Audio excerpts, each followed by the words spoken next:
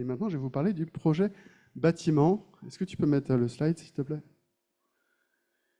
Alors, il fallait un nom de projet, donc je me suis dit Bethel Project. Bethel, pourquoi? Qu'est-ce que ça veut dire Bethel? Maison de Dieu. Le projet de la Maison de Dieu, ça me paraissait approprié comme nom de projet. Alors, tout ce que vous allez voir maintenant, rien n'est fixé pour l'instant. Voilà, je suis quelqu'un qui a des idées florissantes. Et le conseil d'église est chargé de me remettre les pieds sur terre parfois.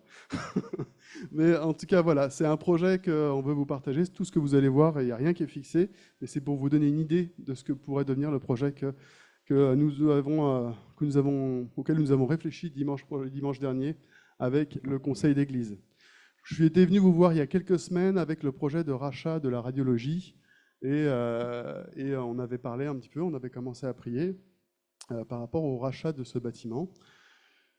Dans les jours qui ont suivi, j'ai eu un petit malaise par rapport à ça. Est-ce que vous vous rappelez d'une publicité dans les années 2000, je crois, avec un jeune homme qui veut absolument acheter une Volkswagen, une Golf, et il va voir son père et dit « Papa, je veux cette voiture », et son père, c'est un émir arabe, et lui dit « Pas assez cher, mon fils ». Alors moi, j'avais ce truc dans le cœur, c'était pas assez, ce projet. Il y avait quelque chose qui me dérangeait,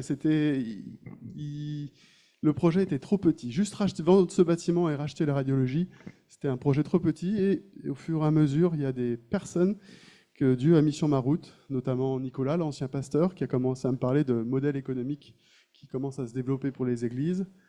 Il y a Élisée, qui n'est pas là aujourd'hui, je crois, qui est venu me parler et à me mettre sur certaines pistes. Élisée, il travaille dans une mairie, au niveau des projets dans les mairies. Et il y a un projet qui a commencé à émerger dans ma tête, à grandir dans ma tête. Et du coup, l'idée, plutôt que de se contenter de vendre ce bâtiment et d'acheter celui d'à côté, bah, c'est de garder tout et puis d'acheter en plus. Alors, quand j'ai dit ça, on m'a pris pour un fou. mais, mais vraiment, c'est quelque chose que je pense est important. On a besoin de grandir. Et l'idée, c'est de dépasser, d'aller beaucoup plus loin que ce qu'on fait aujourd'hui. Aujourd'hui, on est une église, mais une église du dimanche, entre guillemets. On se réunit ici le dimanche, et puis le reste de la semaine, qu'est-ce qui se passe avec ces locaux? Ils sont vides. Ils sont froids, et il n'y a personne dedans. Du coup, un projet a commencé à émerger dans ma tête, et c'est quelque chose qui se fait dans certaines églises aujourd'hui. Et ce projet, je ne peux pas passer. Ce projet, c'est celui de créer un centre chrétien qui contient une église. Donc j'ai appelé ça centre Bethel, mais c'est pas définitif. Hein.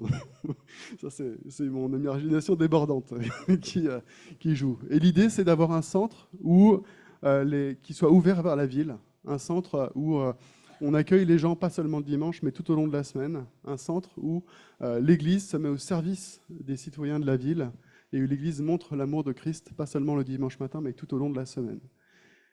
Et l'idée, donc, ce serait d'acheter tout ça et de créer un centre, un espace complet avec cette église, avec ce bâtiment, plus toute la radiologie derrière, pour accueillir. Ici, ça pourrait devenir, et là, j'ai mis ça au conditionnel, hein, ça pourrait devenir un espace qui serait réaménagé, où on pourrait accueillir tout au long de la semaine les gens de la ville pour donner des cours de musique, pour donner des cours de soutien scolaire. Ça pourrait servir à aimer les gens de la ville, à pouvoir les accueillir pour leur montrer que les aimer, c'est quelque chose de concret. On a parlé dimanche dernier de la Samaritaine et de ce besoin d'avoir cette eau vive en nous, mais qui déborde tout autour de nous.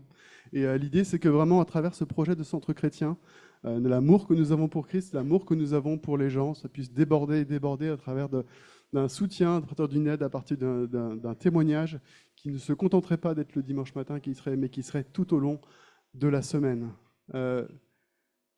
L'idée aussi, ce serait d'avoir un espace de culte qui soit beaucoup plus grand, avec la petite salle qui puisse éventuellement devenir un accueil, avec une salle de culte qui puisse être beaucoup plus conséquente. Il faut savoir qu'autour de nous, en fait, dans un rayon de 8 km, on est plus de 200 000 personnes. il y a encore 10 000 logements qui vont être créés. Et je pense, et j'ai la foi, qu'on a besoin d'accueillir davantage de personnes pour l'amour de Christ. Et donc l'idée, c'est vraiment de faire grandir cette Église.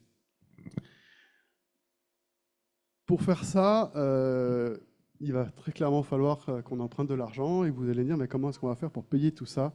Alors on a un pasteur à payer, et puis les offrandes, c'est pas toujours ça non plus, parce qu'on n'est peut-être pas assez nombreux. Bon, d'ailleurs, le fait d'avoir plus de monde, ça pourrait peut-être aider à ce niveau-là, mais même si ce n'est pas l'objectif principal.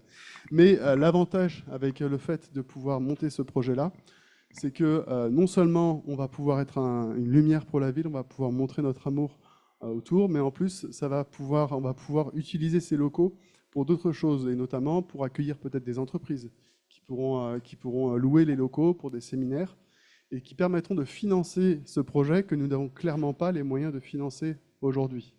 Donc le fait de pouvoir ouvrir ces locaux, de pouvoir louer ces locaux, ça nous permettra d'accueillir des gens, de pouvoir témoigner et de pouvoir en même temps financer les locaux que nous voulons acheter.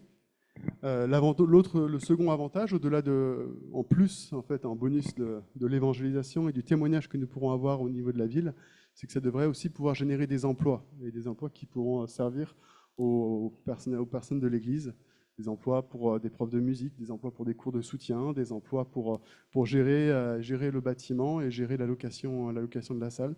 Donc l'idée, c'est qu'à terme, on ait quelque chose qui soit vertueux, qui soit tout d'abord un phare et un lieu de témoignage pour la ville, mais qui en plus puisse être un véritable mouvement au sein de l'Église pour permettre de servir Dieu, servir la ville et servir les frères et sœurs en même temps. Donc voilà, ça c'est l'exemple de ce qui se passe.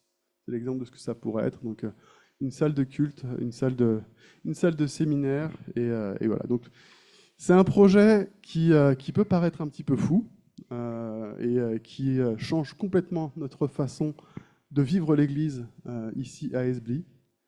Et c'est pour ça qu'on a besoin, dans un premier temps, de beaucoup de prières. On a besoin que vous priez pour ça, parce que ça va nous emmener complètement dans un autre projet, dans un autre niveau de témoignage aussi au sein de notre ville. Et on a besoin de prier. Je vous dis, moi personnellement, dans les 2 prochaines semaines, je vais mettre en pause beaucoup d'activités pour me concentrer sur la prière et chercher la face de Dieu dans ce projet, et qu'il puisse nous éclairer sur ce qu'il veut que nous fassions. Mais j'ai besoin, et nous avons tous besoin, de prier pour ce projet-là, pour que Dieu nous montre. La parole dit, l'homme fait des projets, mais c'est la volonté de Dieu qui se réalise. Et nous avons des projets à cœur, mais ce que nous voulons, c'est que la volonté de Dieu se réalise. En tout cas, je vous avoue être beaucoup plus en paix, bizarrement, avec ce projet-là que celui d'avant. Je pense qu'il est plus en phase avec ce que Dieu attend de nous dans notre témoignage, ce qu'il attend de nous dans notre service, dans l'amour que nous donnons aux gens de cette ville et à nos frères et sœurs. Donc, c'est un projet que je mets devant vous ce matin, et je vous prie que vous puissiez prier pour ça et que Dieu nous donne de la sagesse. J'ai parlé beaucoup, il est tard. Je vais demander peut-être